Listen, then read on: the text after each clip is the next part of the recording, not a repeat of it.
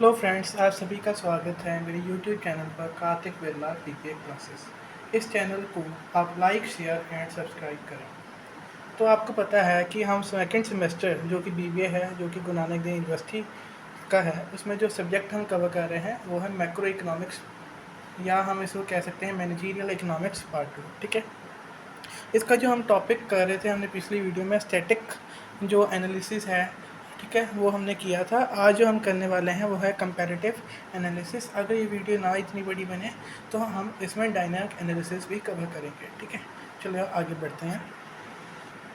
आप सिलेबस देख रहे होंगे, तो हमने अभी तक क्या किया है वो भी आपको मार्क करता हूँ। अगर आप इस वीडियो पे पहली बार आए हो इस चैनल पे, तो मैंने इस चैप्टर जो इस सब्जेक्ट है इस पे पहले ही वीडियो बनाई हुई है।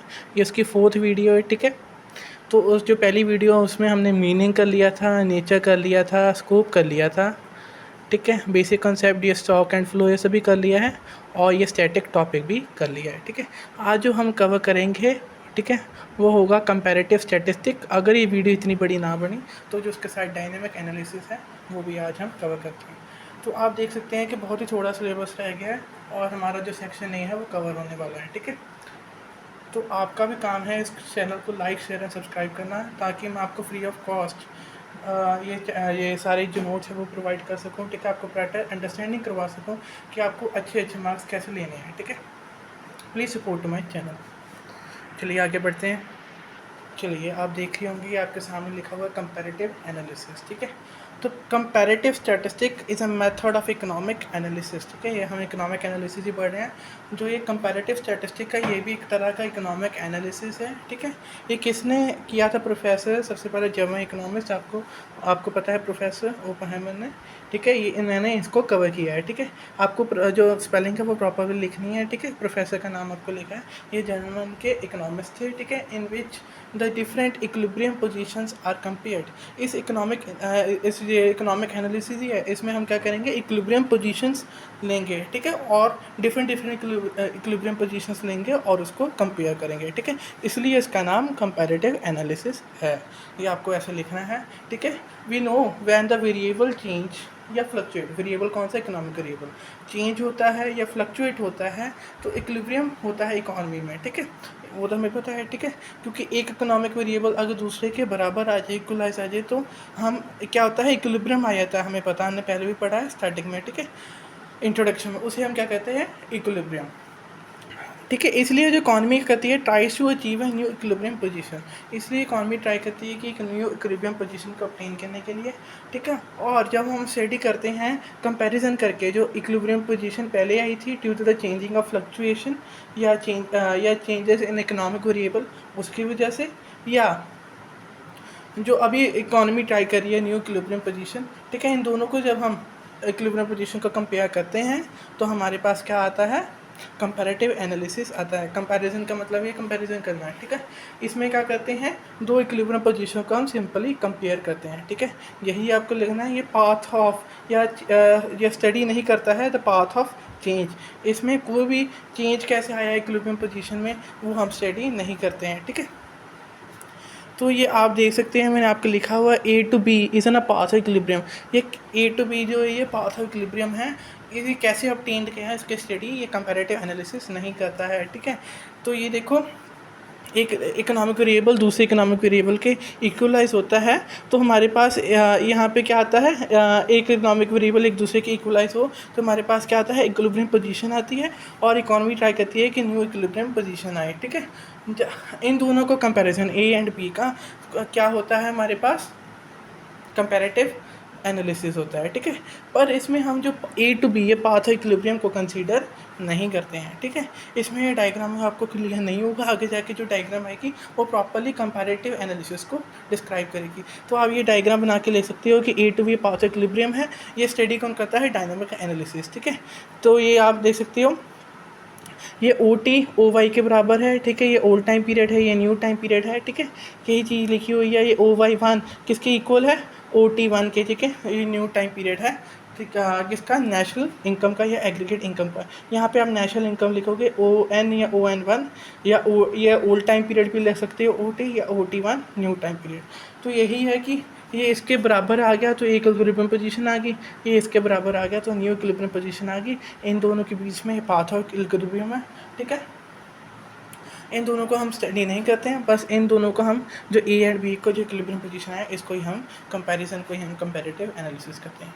आपको समझ नहीं आ रहा होगा, मैं आगे जाके आपको समझाता हूँ।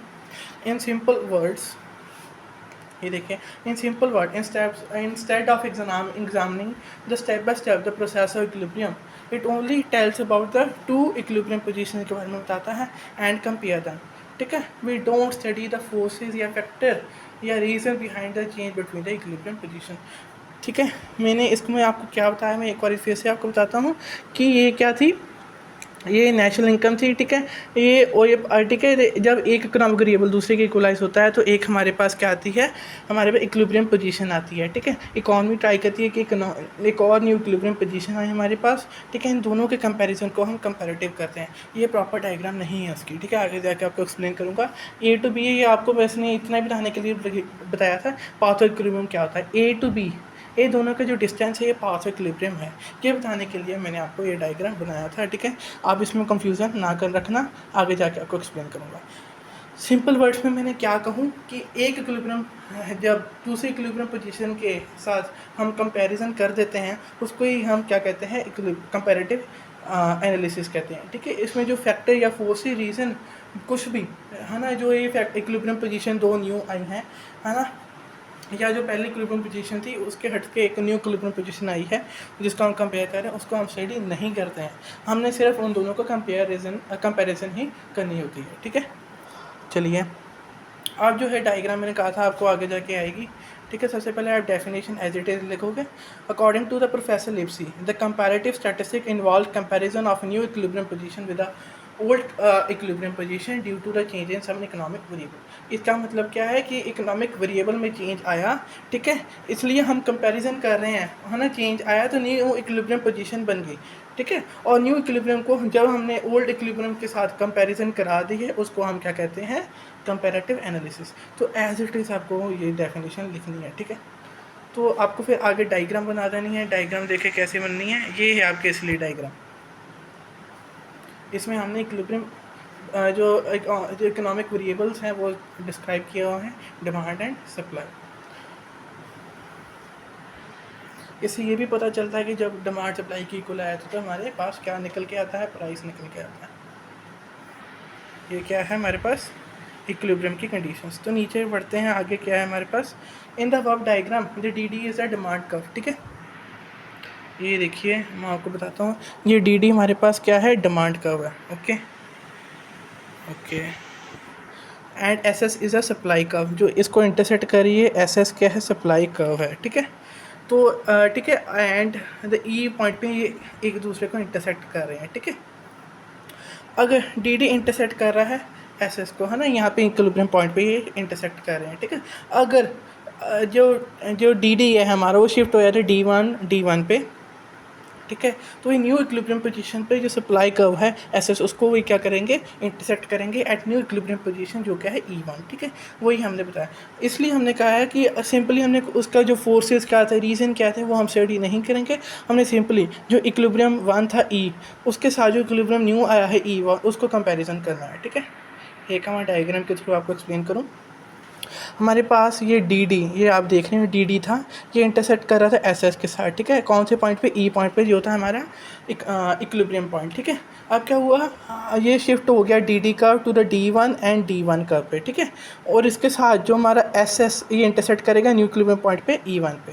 पहले कौन सा था, इक्विलिब्रियम पॉइंट ई, अब है ई वन। इन दोनों को ई एंड ई वन को जब हम कंपेरिजन करते हैं वही तो कंपैरिजन एनालिसिस है, कंपैरेटिव एनालिसिस है। यही थी बात सिंपली, ठीक है। यही हमने डेफिनेशन में लिखी, यही हमने एक्सप्लेनेशन में लिखी, यही हमने डायग्राम में लिखी है, ठीक है।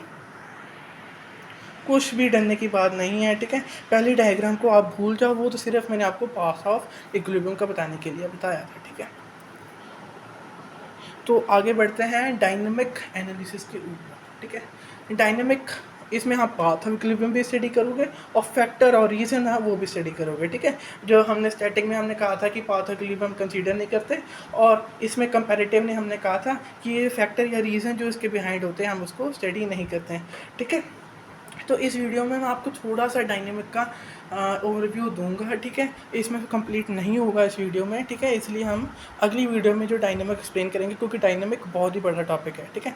We know that they are fluctuation in economy, these fluctuations are uncertain, irregular and unexpected, ठीक है। हमें इसमें डायनेमिक में हमें क्या लिखना है कि इकॉनमी में फ्लक्चुएशन आती हैं जो कि इरेगुलर होती हैं, अनएक्सपेक्टेड होती हैं, ठीक है, अनसर्टेन होती हैं। जब ये फ्लक्चुएशन को ही स्टडी करता है, ठीक है, जो अनसर्टेन इरेगुलर जो है ये फ्लक्चुएशन, उसी को स्टडी करने का काम डायनामिक एनालिसिस का है। तो हमें काम पता चल गया ये काम क्या करता है, ठीक है। In this we study the path of equilibrium, वो पता चल गया, and the movement towards equilibrium, इसको हम मूवमेंट टुवर्ड्स इक्विलिब्रियम भी कह सकते हैं। इस करके ये जो कॉन्सेप्ट है नियर टू द रियलिटी है, नियर टू द रियलिटी, क्योंकि चेंजेस इन इकोनॉमिक वेरिएबल को कंसीडर करता है जो कि अनसर्टेन, इरेगुलर एंड अनएक्सपेक्टेड है, यही इसका काम है। और पाथ ऑफ इक्विलिब्रियम को भी स्टडी करता है, यही लिखा है। अब इसमें नीचे लिखा है कि प्रोफेसर क्लार्क ने इसके थोड़े से फीचर्स बताया कि हम कैसे पहचान सकते हैं कि डायनामिक एनालिसिस है। इसमें क्या होता है, पॉपुलेशन ग्रो होने लग जाती है, कैपिटल इंक्रीज होता है, न्यू टेक्नोलॉजी में चेंज आने लग जाता है, इंडस्ट्रियल इंस्टीट्यूशंस जो ठीक है जो इनएफिशिएंट थे, ठीक है, सॉरी, इंडस्ट्रियल इंस्टीट्यूशंस हैं वो उसमें चेंजेस होने लग जाता है, इनएफिशिएंट ऑर्गेनाइजेशंस है वो रिप्लेस होकर एफिशिएंट के साथ रिप्लेस हो जाते हैं, ठीक है। हैबिट्स हमारी चेंज होने लग जाती हैं, फैशन चेंज होता है, कस्टम चेंज होता है।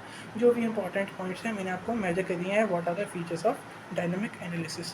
थोड़ा सा आगे भी पढ़ते हैं। In the other word, the dynamic analysis, we study the process through which the final position of equilibrium is attained। इसमें हम क्या कहते हैं, फाइनल पोजीशन ऑफ इक्विलिब्रियम का जो प्रोसेस था उसे हम स्टडी करते हैं, ठीक है। इसमें सीरीज ऑफ एडजस्टमेंट होते हैं इस प्रोसेस में, ठीक है, उन सभी को हम कंसीडर करते हैं, ठीक है। ये जो प्रोसेस में सर्टेन चेंजेस आते हैं, लैग्स आते हैं, गैप आते हैं, न्यू टाइम पीरियड में ओल्ड टाइम पीरियड को अनएक्सपेक्टेशंस होता है, इन सभी को हम कंसीडर करते हैं, ठीक है।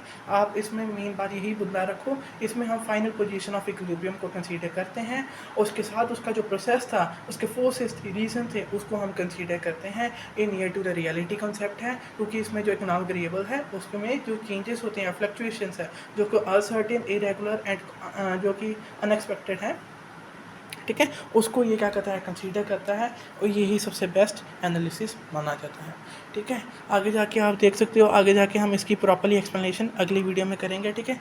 तो ये बहुत ही बड़ा टॉपिक है, वीडियो बहुत बड़ी बन रही है, इसलिए मैं आपको अगली वीडियो में इसको कवर करूँगा, ठीक है।